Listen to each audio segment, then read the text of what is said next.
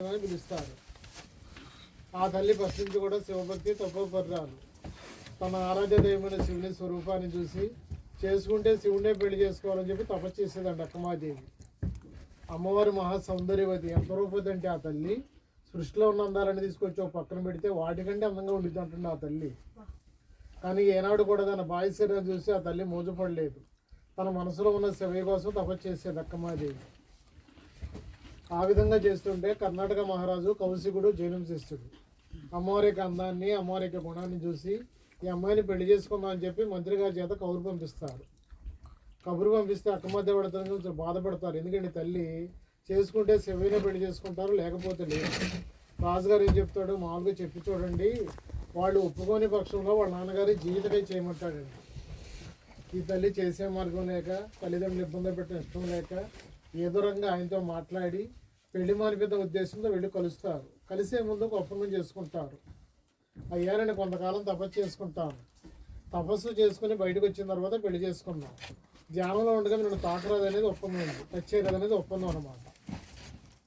ఆయన ఏమనుకుంటాడు, ఈ రాజవిలాసాలు చూసి ఏదో 4 రోజులు 10 రోజులు చేస్తారు, తర్వాత పెళ్లి చేసుకుందని చెప్పి ఆయన అనుకుంటాడు. ఆ తల్లి చిన్న శిబిరాన్ని ఏర్పాటు చేసుకుని చిన్న శివలింగం చేతితో పట్టుకుని ధ్యానంలో కూర్చుంటుందండి అక్కమహాదేవి. రోజులు వారాలు నెలలు గడిచిపోతే రాజుగారు కోపం వచ్చింది. మరి ఈ అమ్మాయిని పెళ్లి చేసుకోమని తీసుకొచ్చాను, ఈ అమ్మాయి ధ్యానంలో కూర్చుంది, మరి నా వయసు తరిగిపోతుందని చెప్పి తన కాముద్రం ఆపుకోలేక వెళ్ళి అమ్మవారిని ధ్యానంలో ఉండగానే వెళ్ళి కౌగిలించుకోపోతాడు, ఆలింగనం చేసుకోపోతాడు. అప్పుడు ఆ తల్లి నిలబడి చెప్తారు, అయ్యా మరి ఇన్నాళ్ళు నీరు లేదు ఆహారం లేదు ధ్యానంలో కూర్చున్నాను, మీరు నా మనసులో ఉన్న విషయాన్ని గ్రహిస్తారనుకున్నాను, మీరు కేవలం కామవంచతో ఈ తుచ్చమైన శరీరాన్ని చూసి మీరు మోహించారు, మీకు కావలసింది నా బాహ్య శరీరం చెప్పి ఆ తల్లి తన ఒంటి మీద ఉన్న ఏకవస్త్రాన్ని తీసి రాజుగారి ముఖాన్ని విసిరికొట్టిద్దండి. వ్యవస్థగా మారిపోయింది ఆ తల్లి.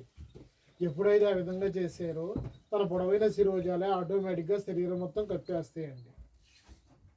ఆ సమయంలో ఆ తల్లి రాజుగారికి ఎలా కనిపించారంటే వాళ్ళ జైనంశిస్తుల దేవుడు జైన తీర్థంకుడు దిగంబరంగా కనిపించిందటండి.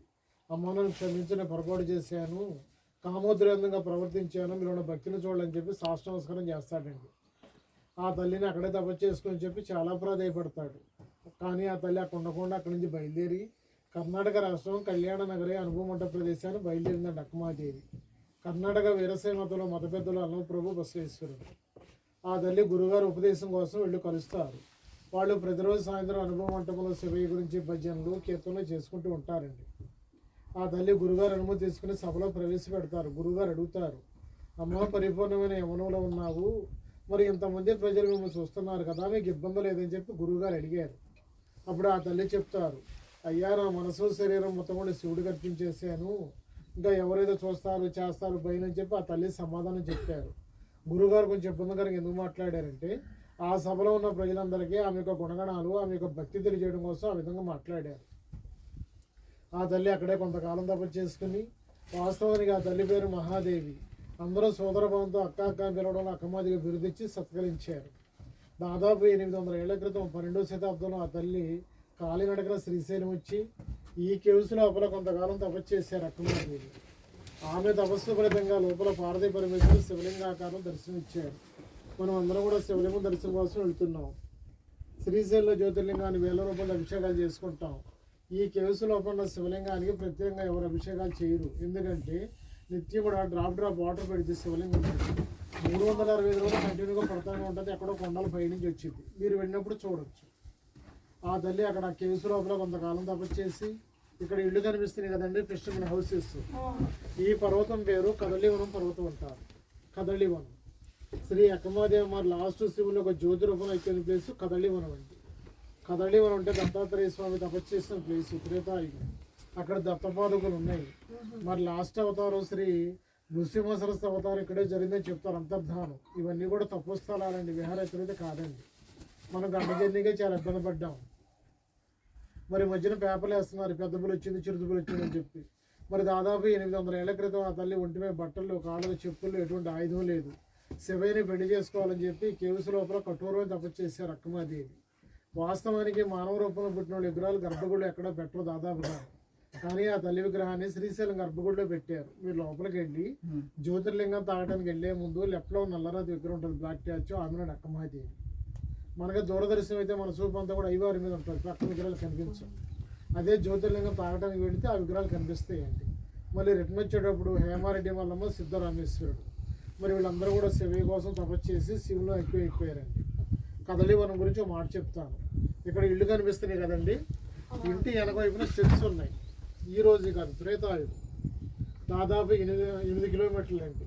2.5-3 గంటల సేపు నడవాలి, ఎవరైనా వెళ్ళొచ్చు. మేము పౌర్ణమి రోజు వెళ్ళామండి. మహారాష్ట్ర పూర్వం నుంచి వచ్చారు దత్తాత్రేయ స్వామి శిష్యులు, వాళ్ళతో పాటు మేము వెళ్ళాము. అక్కడ వెళితే కదలీవనంలో న్యాచురల్గా ఏర్పడిన ఒక షెల్టర్ లాగా ఉందండి. పైన ఇట్లా టాప్ వచ్చింది, ఇట్లా కిందకి దిగి వస్తే 1000 మెంబర్స్ స్టే చేయొచ్చండి. వర్షం కానీ గాలి కానీ ఇబ్బంది ఉండదండి. నీళ్లు నిరంతరం పారుతూనే ఉంటాయి. మేము నైట్ కూర్చున్నాము. 11వ ప్రాంతంలో చంద్రుడు భూమి నుంచి పైకి వస్తున్నాడు, ఎరుపు కాషాయ రంగు, దగ్గర మండుకుంటాయి. ఎంత వైశాల్యం అంటే ఆ పర్వతం కంటే పెద్ద కనిపిస్తుందండి చంద్రుడి సైజు. 3 సైజు ఆ పర్వతం కంటే పెద్ద గోడలా కనిపిస్తుందండి. 2 కళ్ళు చాలు అన్నమాట. అందరం కూర్చున్నాం. తెల్లారిపోయింది. ఉదయం 7 గంటలు చూస్తే సూర్యుడి పక్క చంద్రుడి పక్క చాలా దగ్గరగా కనిపిస్తున్నారండి కదలీవనంలో. మన బాడీలో సెంటర్ పాయింట్ నాభిస్థానం, భూమండలానికి సెంటర్ పాయింట్ శ్రీశైలం అండి. అందుచేత మాకు దగ్గరగా అంత పెద్దగా కనిపించినాయండి. నా అనుభవం మీకు చెప్పాను. ఇప్పుడు ఎలా కూర్చున్నారో రిటర్న్ కూడా ఈ విధంగా కూర్చోండి. సేమ్ బోటు సేమ్ సీట్ అండి. మీతో పాటు మేము దగ్గరుండి లైట్లు వేసి దర్శనాలు చేపిస్తాం. ఒక 5-10 నిమిషాలు ఏటైనా ఇబ్బంది లేదు, అందరూ చేపిస్తామండి. గాబరపడం పని లేదు. మరి ఎన్ని ఊరు శుభ్రం చేస్తారంటే సాధువులు ఉంటారండి, వాళ్ళే ఎన్ని శుభ్రం చేసి పూజ చేస్తారు. శ్రీశైలం మహాక్షేత్రం కాబట్టి మీరు ఆహారాన్ని కానీ పూజకు కానీ ధూపదీప నైవేద్యాలు డబ్బులు ఇవ్వాలనుకుంటే శివలింగం తాగి శివలింగం పక్కన పెట్టండి.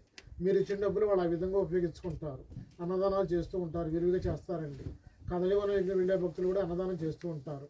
మనం ఎంతో సంపాదించుకుంటే 100-200 అంటే పెద్ద కష్టం కాదు. మీరు ఇచ్చిన డబ్బులు ఆ విధంగా చేస్తారండి. ఓకేనండి. ముందు